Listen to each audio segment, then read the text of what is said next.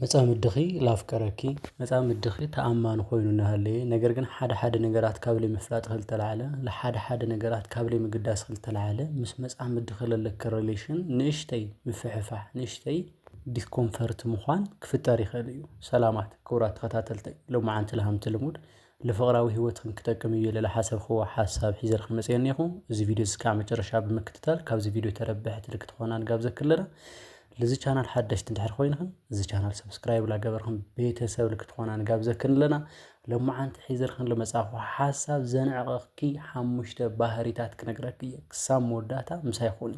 ኣብ ፍቕሪ ወይ ድማ ምስ መጻም እድኺ ኣብ ዘለኪ ግዜ ማለት ዘይምክብባር ወይ ድማ እናተነዓዓቕካ ምንባር ብጣዕሚ ዘሐምምን ፔይንፉልን እዩ። ማንም ክቋወሞ ኣይኽእልን። ነገር ግን ሓደ ኣጓላት ስለ ዘፍቀራ ብቻ ስለ ዝፈትዮ ብቻ የድልየኒ እዩ ኢለን ስለ ዝሓሰባ ብቻ ዋላ ክብረን እናተዘንጠለ ዋላ ክብረን እናጎደለ ዋላ እናተናሸዋ ስቕ ኢለን ክነብራ ይኽእላ እየን። ነገር ግን እዘን ከዚ ልነግረካ ዘለኹ ነጥብታት እንድሕር ተገዲስካ ሰሚዕኽያን ተገዲስካ ተግባራዊ እንድሕር ጌርክያን ኮይንካ እመነኒ እየ ልብለካ ኣለኹ። መጻም እድኺ ልከየኽብረካ ኣይኽእልን።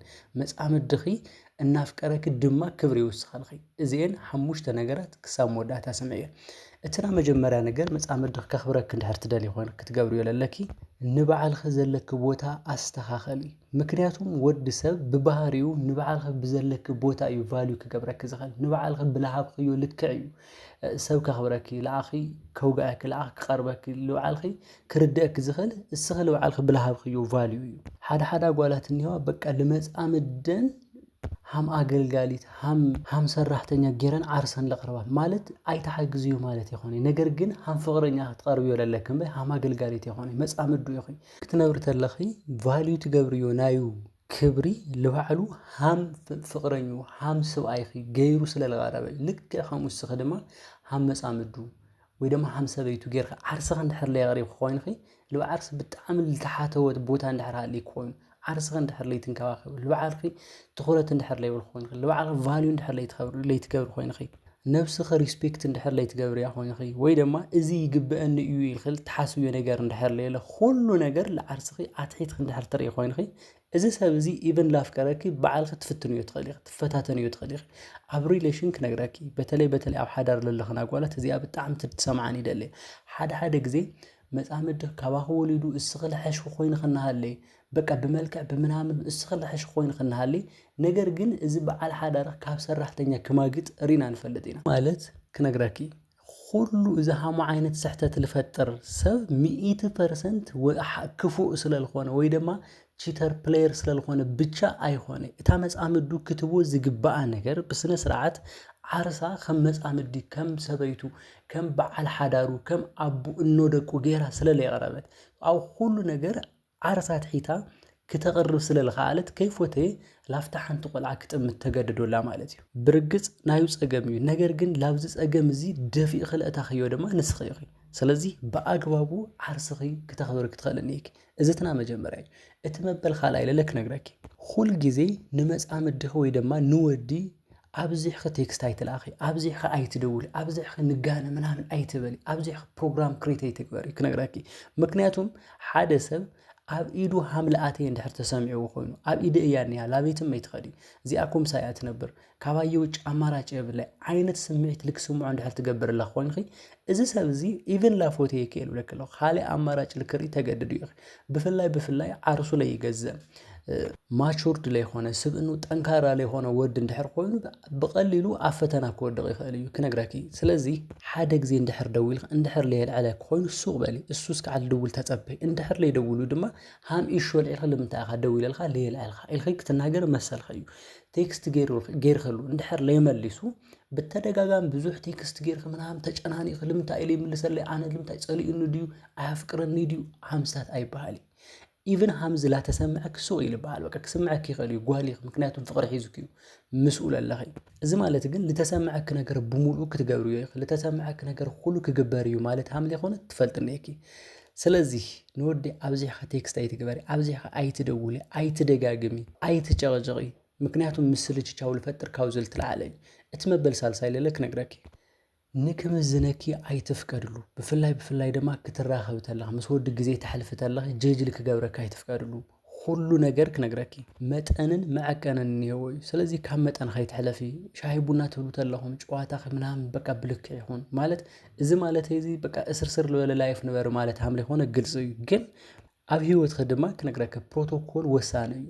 ዓርሲ ክትሕልዩሉ መንገዲ ወሳኒ እዩ። እዚኣ እኳ ሃምዚ እያ፣ ኣብ ንፅህና እኳ ሃምዚ ችግር እኒሄዋ፣ ኣብ ኣነጋግራ እኳ ሃምዚ ችግር እኒሄዋ፣ በተለይ እንደገና ኣብ ቅርሻ ለለዋ ኣመለኻኽቲ ሃምዚ እዩ፣ ሃምዚ ዓይነት ችግር ኢሉ ኮንክሉድ ልክገብር ኣይትግበር እዩ ወይ ድማ ድምዳሜ ልከቐምጥ ኣይትግበር እዩ። እንድሕር ዝኾነ ሰዓት መዚኑኪ ብዛ ልመዘነክ ልክዕ እዩ ክሓስበክ ልኽእል። ምንም ተመሓየሽኺ ምንም ታስተኻኽልኺ እታ ና መጀመርያ ለርእኽዮ ነገር ብቻ እዩ ክሓስብ ልኽእል። ስለዚ ልክምዝነካ ይትፍቀድ እዩ። ብኸኣልኽዮ መጠን ብለለካ ዓቕሚ ናብ ፕሮቶኮል ሰብ ኮን እዩ። ፕሮቶኮል ነሰሰሪ ነገር እዩ። ፕሮቶኮል ኣድላይ ነገር እዩ። ፕሮቶኮል ግዴታ እዩ። ምክንያቱም ብፕሮቶኮል ኢኺ መጀመርያ ኣብና ሰብ ልቢ ተኣትው ትኽእል እዩ። ስለዚ ብልኸኣልኽዮ መጠን ልክትምዘነ ኣይትግበር። ተመዚንክኒ ኢኺ ማለት ወይ ሓሊፍክኒ ኢኺ ወዲቕክኒ ኢኺ ማለት። ስለዚ ማንም ሰብ ልክሕልፈክና ማንም ሰብ ልከውድቐኪ ዕድል ኣይተሃቢ። እዚ እቲ መበል ሳልሳይ እዩ። እቲ መበል ራብዓይ ለለ ክነግረኪ ኩሉ ነገር እስኺ ቅድሚያ ጠያቒት ኣይትኹኒ።